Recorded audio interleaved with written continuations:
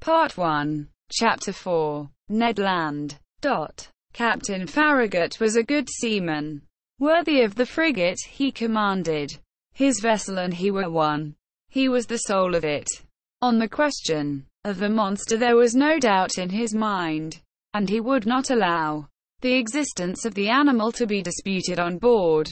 He believed in it, as certain good women believe in the Leviathan, by faith, not by reason. The monster did exist, and he had sworn to rid the seas of it.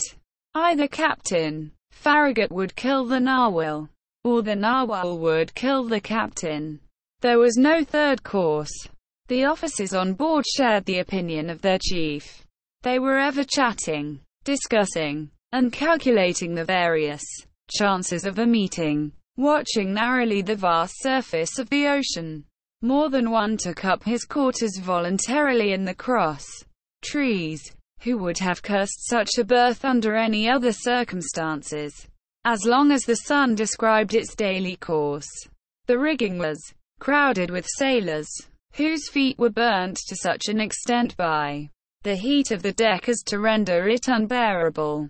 Still the Abraham Lincoln had not yet breasted the suspected waters of the Pacific. As to the ship's company, they desired nothing better than to meet the Unicorn, to harpoon it, hoist it on board, and dispatch it. They watched the sea with eager attention. Besides, Captain Farragut had spoken of a certain sum of $2,000, set apart for whoever should first sight the monster. Were he cabin boy, common seaman, or officer? For my own part, one was not behind the others, and left to no one my share of daily observations. The frigate might have been called the Argus, for 100 reasons. Only one amongst us, Conseil, seemed to protest, by his indifference against the question which so interested us all, and seemed to be out of keeping with the general enthusiasm on board. I have said that Captain Farragut had carefully provided his ship with every apparatus for catching the gigantic cetacean. No whaler had ever been better armed. We possessed every known engine, from the harpoon thrown by the hand to the barbed arrows of the blunderbuss, and the explosive balls of the duck gun. On the forecastle lay the perfection of a breech loading gun, very thick at the breech, and very narrow in the bore, the model of which had been in the exhibition of 1867. This precious weapon of American origin could throw with ease a conical projectile of 9 pounds to a mean distance of 10 miles. Thus the Abraham Lincoln wanted for no means of destruction, and, what was better still, she had on board Ned Land, the prince of harpooners.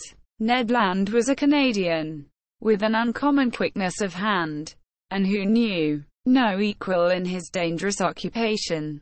Skill, coolness, audacity, and cunning he possessed in a superior degree, and it must be a cunning whale to escape the stroke of his harpoon. Ned Land was about 40 years of age.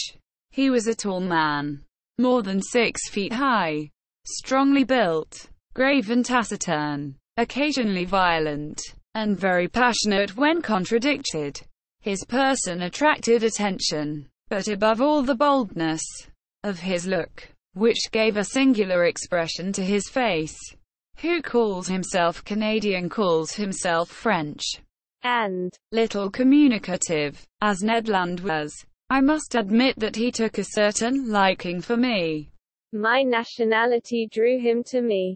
No doubt, it was an opportunity for him to talk, and for me to hear that old language of Rabelais, which is still in use in some Canadian provinces. The harpooner's family was originally from Quebec, and was already a tribe of hardy fishermen when this town belonged to France. Little by little, Ned Land acquired a taste for chatting, and I loved to hear the recital of his adventures in the polar seas. He related his fishing and his combats with natural poetry of expression. His recital took the form of an epic poem, and I seem to be listening to a Canadian Homer singing the Iliad of the regions of the north. I am portraying this hardy companion as I really knew him. We are old friends now, united in that unchangeable friendship, which is born and cemented amidst extreme dangers. Ah, brave Ned, I ask no more than to live 100 years longer, that I may have more time to dwell the longer on your memory. Now, what was Ned Land's opinion upon the question of the marine monster? I must admit that he did not believe in the unicorn, and was the only one on board who did not share that universal conviction. He even avoided the subject, which I one day thought it my duty to press upon him. One magnificent evening, the 30th of July, that is to say, 3 weeks after our departure, the frigate was abreast of Cape Blanc, 30 miles to leeward of the coast of Patagonia. We had crossed the Tropic of Capricorn, and the Straits of Magellan, opened less than 700 miles to the south. Before 8 days were over, the Abraham Lincoln would be plowing the waters of the Pacific. Seated on the poop, Ned Land and I were chatting of one thing and another as we looked at this mysterious sea, whose great depths had up to this time been inaccessible to the eye of man. I naturally led up the conversation to the giant unicorn, and examined the various chances of success or failure of the expedition. But, seeing that Ned Land let me speak without saying too much himself, I pressed him more closely. "Well, Ned," said I, "is it possible that you are not convinced of the existence of this cetacean that we are following? Have you any particular reason for being so incredulous?"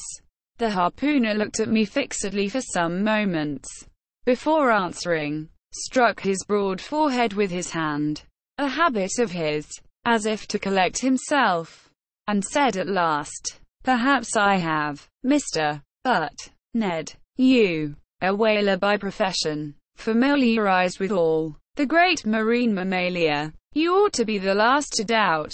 Under such circumstances, that is just what deceives you, Professor," replied Ned. "As a whaler I have followed many a cetacean, harpooned a great number, and killed several. But, however strong or well armed they may have been, neither their tails nor their weapons would have been able even to scratch the iron plates of a steamer. But, Ned, they tell of ships which the teeth of the narwhal have pierced through and through." "Wooden ships. That is possible," replied the Canadian, "but I have never seen it done. And, until further proof, I deny that whales, cetaceans, or sea unicorns could ever produce the effect you describe." "Well, Ned," I repeat it with a conviction resting on the logic of facts, "I believe in the existence of a mammal powerfully organized, belonging to the branch of vertebrata, like the whales, the cachalots, or the dolphins, and furnished with a horn of defense of great penetrating power." Said the harpooner, shaking his head with the air of a man who would not be convinced. "Notice one thing, my worthy Canadian," I resumed. "If such an animal is in existence, if it inhabits the depths of the ocean, if it frequents the strata lying miles below the surface of the water, it must necessarily possess an organization the strength of which would defy all comparison." "And why this powerful organization?" demanded Ned. "Because it requires incalculable strength to keep one's self in these strata and resist their pressure. Listen to me. Let us admit that the pressure of the atmosphere is represented by the weight of a column of water 32 feet high. In reality, the column of water would be shorter, as we are speaking of sea water, the density of which is greater than that of fresh water. Very well. When you dive, Ned, as many times 32 feet of water as there are above you, so many times Does your body bear a pressure equal to that of the atmosphere? That is to say, 15 pound for each square inch of its surface. It follows, then, that at 320 feet this pressure equals that of 10 atmospheres, of 100 atmospheres at 200 feet, and of 1,000 atmospheres at 32,000 feet. That is, about 6 miles, which is equivalent to saying that if you could attain this, each square 3/8 of an inch of the surface of your body would bear a pressure of 600 pound. Ah, my brave Ned, do you know how many square inches you carry on the surface of your body? I have no idea, Mr. Aronnax. About 500. And as in reality the atmospheric pressure is about 15 pound to the square inch, your 500 square inches bear at this moment a pressure of 97,500 pound, without my perceiving it, without you perceiving it. And if you are not crushed by such a pressure, it is because the air penetrates the interior of your body with equal pressure. Hence perfect equilibrium between the interior and exterior pressure, which thus neutralize each other, and which allows you to bear it without inconvenience. But in the water it is another thing. Yes, I understand, replied Ned, becoming more attentive, because the water surrounds me, but does not penetrate. Precisely, Ned, so that at 32 feet beneath the surface of the sea you would undergo a pressure of 97,500 pound. At 320 feet, 10 times that pressure. At 200 feet, 100 times that pressure. Lastly, at 32,000 feet, 1,000 times that pressure would be 97,500 pound. That is to say, that you would be flattened as if you had been drawn from the plates of a hydraulic machine, exclaimed Ned. Very well, my worthy harpooner. If some vertebrate, several hundred yards long, and large in proportion, can maintain itself in such depths of those whose surface is represented by millions of square inches, that is, by tens of millions of pounds, we must estimate the pressure they undergo. Consider, then, what must be the resistance of their bony structure, and the strength of their organization to withstand such pressure. Why, exclaimed Ned Land, they must be made of iron plates, 8 inches thick, like the armored frigates, as you say, Ned, and think what destruction such a mass would cause, if hurled with the speed of an express train against the hull of a vessel. Yes, certainly, perhaps, replied the Canadian, shaken by these figures, but not yet willing to give in.